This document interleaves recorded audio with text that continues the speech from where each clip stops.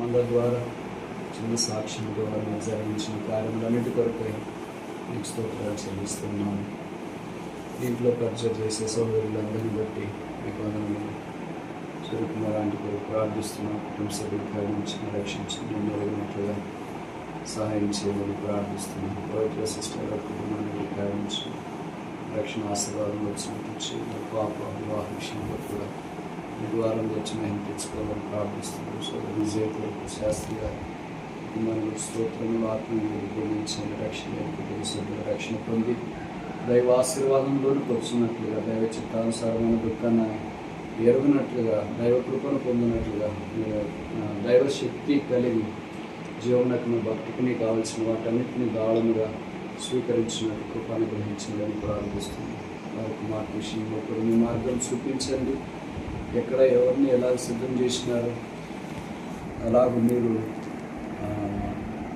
ఏ జతపక్షి ఆ జతపక్షిగా కూర్చున్నాను సెలవిచ్చిన వాక్యం, ఏకాంగులంగా సంసారాలుగా చేరిన వాక్యం కుటుంబ పక్షంలో నెరవేర్చాలని మేము ప్రార్థన చేస్తాం.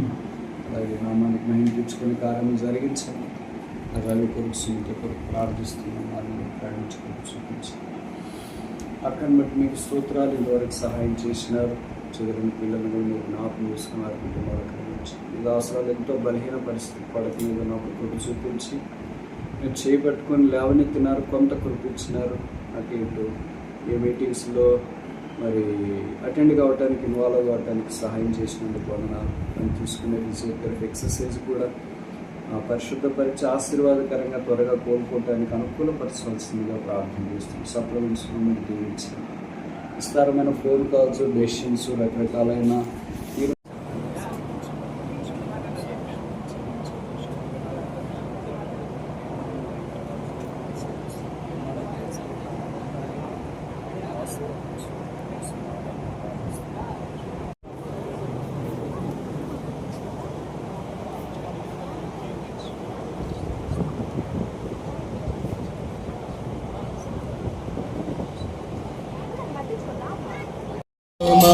వేద పుస్తకమా